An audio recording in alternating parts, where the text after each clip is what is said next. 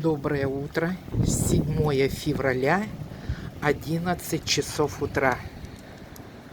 Ребята, ну даже страшно было открывать балкон. Я выбрала момент, когда ветер не такой сильный. Показываю вам, какая у нас сегодня погода. Ну это просто отпад. Представляете, ветер сумасшедший. Температура не знаю даже какая, может градусов 14. Но ветер, порывы жуткие. В общем, наша стройка, она очень долго затянулась в связи с погодными условиями. Елочки наши, видите, как себе зимуют маленькие. Вот такая вот у нас ситуация. А сынок в море, душа вся избавилась. Это же страх. Погоду. Качество, сами знаете, какие у нас сейчас условия. Видишь, не знаешь уже, каким богам молиться. Там меня пишут, спрашивают: Надя, это что, в Сибири?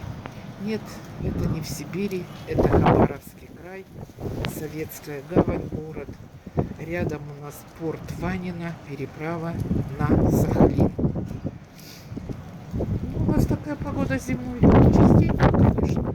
Что, я уже здесь живу с 78-го года.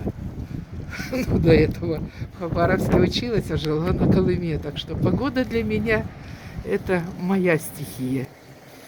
Мне просто это очень все нравится. Снега, ветра. Я как будто бы в детство окунаюсь. Поэтому с удовольствием делюсь. Внуки мои смотрят, дети смотрят. Они все уже уехали с Советской гавани. Живут в других местах, но очень-очень скучают по вот такой погоде.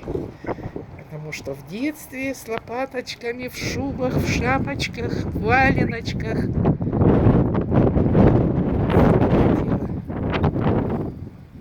Вот такая вот у нас погода. Всем добра и здравия.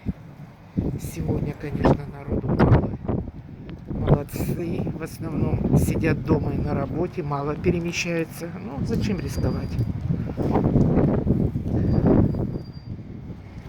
Ну, по всем показаниям завтра должно быть потише. Встречи на моей страничке.